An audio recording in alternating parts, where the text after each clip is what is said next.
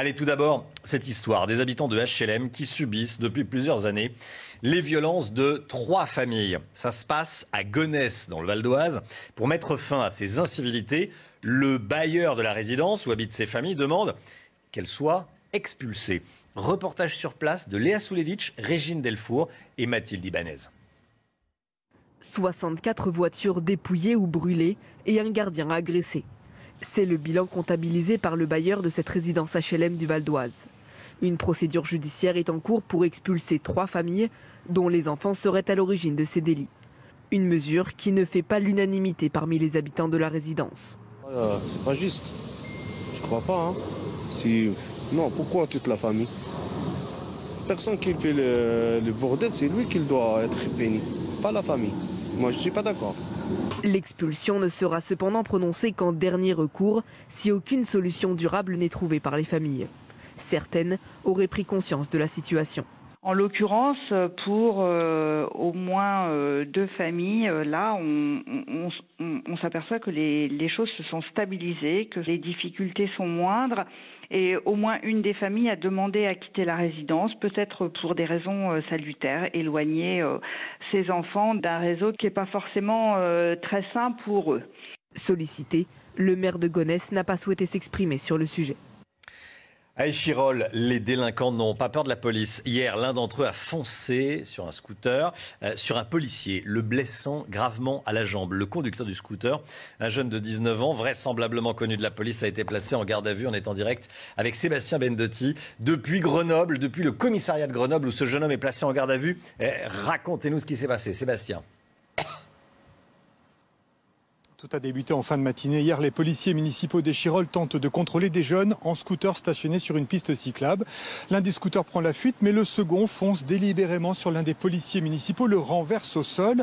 Le conducteur de ce scooter sera finalement interpellé, alors même que plusieurs jeunes du quartier s'interposent en jetant des pavés sur les forces de l'ordre. Le passager, lui, a réussi à prendre la fuite. Alors, ce jeune conducteur de ce scooter, âgé de 19 ans, est placé désormais en garde à vue, ici à l'hôtel de police de Grenoble. Il est déjà connu des services de police, notamment pour des refus d'obtempérer, des outrages, des violences sur personnes dépositaires de l'autorité publique. Le policier municipal, lui, souffre d'une double fracture, d'un traumatisme crânien. La sûreté départementale de l'Isère, désormais en charge de l'enquête, va maintenant auditionner les témoins et tenter d'identifier le passager qui a pris la fuite. Sébastien Bendotti, merci beaucoup Sébastien en direct de Grenoble. On est en direct avec Denis Jacob. Vous êtes policier bien sûr, secrétaire général d'Alternative Police CFDT. Merci d'être en direct avec nous.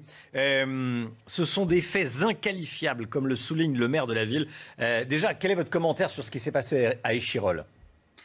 Vous savez, malheureusement, la gravité de ce fait est d'une banalité pour les policiers puisque quotidiennement nous faisons l'objet d'agressions. Cette récurrence d'impunité contre les policiers fait que nous ne pouvons plus accepter ce qui se passe. Et d'ailleurs, je salue les propositions qui ont été faites, notamment par Gérald Darmanin, et puis le vote du projet de loi sur la responsabilité pénale et de la sécurité intérieure qui a été approuvé par la majorité hier des députés en première lecture à l'Assemblée nationale, qui renforce de manière ferme les sanctions pour tous les individus qui s'en prennent à des gendarmes, à des policiers municipaux, au personnel pénitentiaire, aux douaniers. Il n'y a plus de respect aujourd'hui dans notre pays de l'autorité de l'État. Et ce qui s'est passé à Échirolles témoigne ni plus ni moins qu'aujourd'hui, vouloir bouffer du flic, tuer du flic est devenu un sport national contre lequel il y a ce sentiment qu'il n'y a pas de sanction. Parce qu'il y a la sanction, il y a la loi, et puis il y a l'application par rapport aux peines d'emprisonnement. Et nous connaissons toute la difficulté d'emprisonner ces individus qui trop souvent font aussi l'objet d'un peu d'impunité, de sanctions plutôt basses de la part de la justice, alors qu'il devrait y avoir une automaticité de sanctions non discutable contre les individus qui s'en prennent aux représentants de l'État. Des peines planchées. Non, les peines planchées, pas les peines planchées. Vous savez, le code pénal prévoit déjà toutes les peines nécessaires. Il suffit juste de les appliquer et de les appliquer fermement. Dans notre pays aujourd'hui, il y a besoin d'un retour de fermeté, du respect de l'autorité. Ça va même au-delà des forces de sécurité. Je pense également aux enseignants, à tous ceux qui représentent l'État. Aujourd'hui, on s'en prend à eux de manière libre.